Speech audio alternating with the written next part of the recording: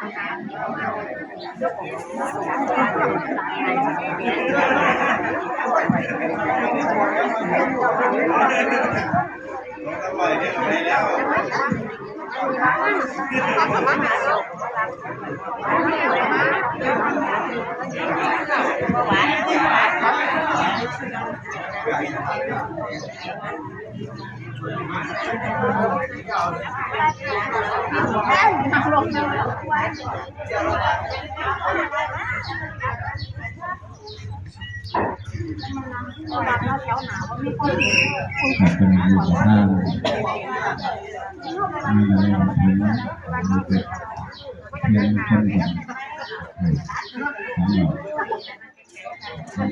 ี่ทางของน้องที่ผู้ชมกับ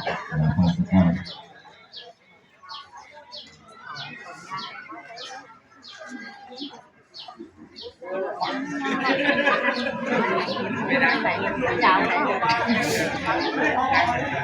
đậu thì đại bên đại đậu mấy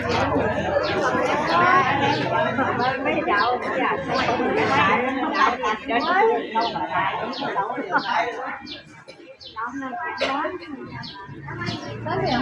นะโมตัสสะภะคะวะโตอะระหะโตสัมมาสัมพุทธัสสะนะโมตัสสะภะคะวะโตอะระหะโตสัมมาสัมพุทธัสสะนะโมตัสสะภะคะวะโตอะระหะโตสัมมาสัมพุทธัสสะสาธุพุทธบูชามหาเทวันโตธรรมบูชามหาปัญโยสังฆบูชามหาโภคา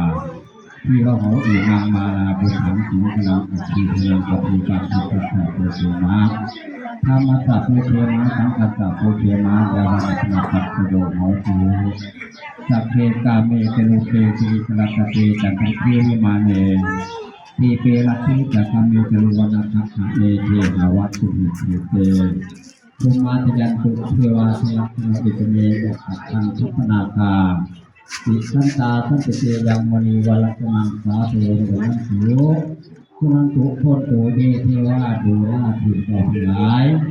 จงยังดูทุกแห่งห้องของที่สากลเป็นมงคลในฝ่าเป็นการจักรวาลแสนโกรธในแสนโยชน์ท่านต้องพ้นที่หนาองค์แก่กามหาพุทธองค์โคตรหลงเหลือแล้วพระองค์เจ้าทางไกลพอทำได้เป็นท่าเทลาจนองค์อาจอุดาวดิษากับต้องเทพดาวิจารณ์กับต้นท่านและเทพเทพรับสุขีอาจาราทุกท่านถึงพระองค์กระดูกข่าวจากสุเรศบาลทั้งที่สถานสมานพุทธงานขอบพระคุณท่านไทยเศรษฐกายแสนโมสุภาราชายุกองหมอท่านถูกปอกกันเขาพาจุเมนผู้บอกเป็นจอมเอาเอกบริษัทกองกลางขาวสว่างเงาวิญญาณนามยกเงินทำและผู้ผานี่ขออัญเชิญเทพเจ้าเราเทวดา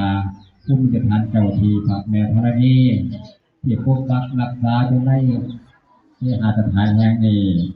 จงมาอำนวยอวยชัยอวยพรให้แก่นายแต่นายคุณผงผู้ที่ได้เจ็บไข้และหายจากไข้แล้วขอให้มีโชคมีชัยขอให้หายจากพยาธิอันตรายทุกสิ่งอย่างในบุญผงก็เป็นผู้อำนวยการวิทยาไล่สิบผู้สำแดงกับรองฝ่ายวิชาการกำลังการอาชีวศึกษาวัดขอนแก่นนี่ก็เป็นเมื่อทันวันสอบประกอบเรื่องงานย่ำดีกว่าจะทำพิธีบางทีทุกวันแห่แจกให้บุญผงพระเจ้าเจ้าเราเทวดาตัวมากของเทวท่านให้ได้คงเป็นดอกท่านโดยเธ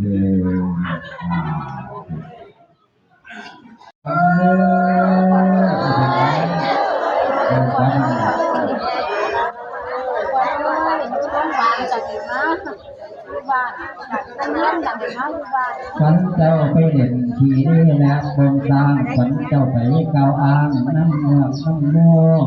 ก็ให้มาสามมือนี้วันนี้ว่ามาเลี้ยวขวัญเฮือขวัญทองเจ้าบ่มาพ้นจะไรก็หาเจ้าไหนเจ้าบ่มาเทวดาจะนั่งไปถูกเจ้าแล้วเจ้าบ่มาบวงตาแถวเพิ่งจะโยขวัญเจ้ามาว่ามาเยอะขวัญเฮือ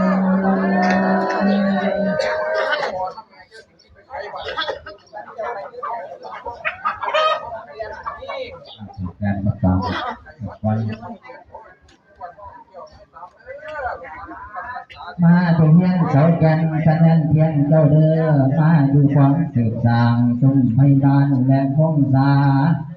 ทั้งท่าทีท่าสาทั้งพ่อแม่สุดแก่ลูกหลานเลี้ยงหล่อนปักขอดจำกันมาถ้าควันดาตกแต่งแนวทั้งถวยแก้วและขวัญทองของดีดาทุกยงเครื่องไทยใส่ในผ้ามาล่าหอมหวงเอาถ้าจะเชิญขวัญเจ้าให้มาเสวยว่ามาเยอะขวัญ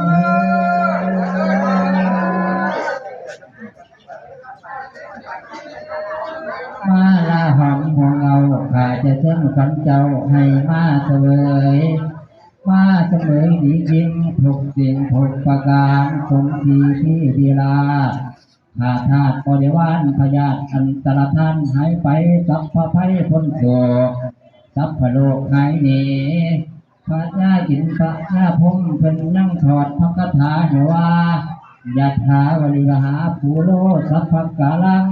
นะติยัตติอุมสุอะมุมะมุมามหามุนีอายุวันนังถูกทางพลังก็ขาดเหินเสือมันไม่อยากกินเขาก่อนจะเมีย